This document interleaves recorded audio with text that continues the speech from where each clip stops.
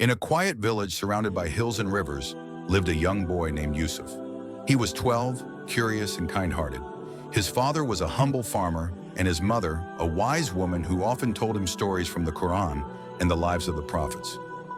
Yusuf had a dream, not of gold or fame, but of knowledge. One day, while helping his father in the fields, he asked, "Dad, why do some people seem to know so much, while others don't?"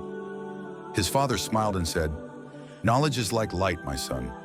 Allah gives it to those who seek it with sincerity and patience."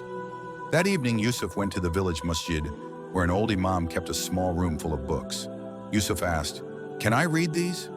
The imam replied, "Only if you promise to read not for pride but for purpose, not to argue but to understand, and not to memorize but to live what you learn." Yusuf nodded. So began his journey.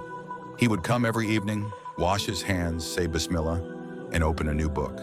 He read about the Prophet Muhammad, peace be upon him, about patience, honesty, humility, and knowledge. As the years passed, Yusuf grew.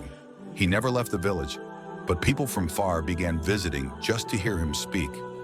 Not because he used big words, but because he spoke with sincerity. His lantern of knowledge, lit by humble beginnings, now lit the paths of others.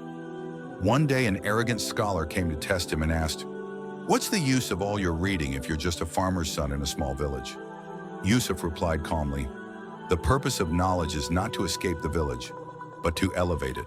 Just as rain doesn't fall to escape the sky, but to give life to the earth."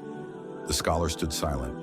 The villagers clapped, not because Yusuf won an argument, but because he reminded them, true knowledge makes you softer, not louder. Until his last breath, Yusuf kept reading, teaching, and living what he learned. And when he passed away, the imam placed a sign in the library: "This lantern will never be extinguished,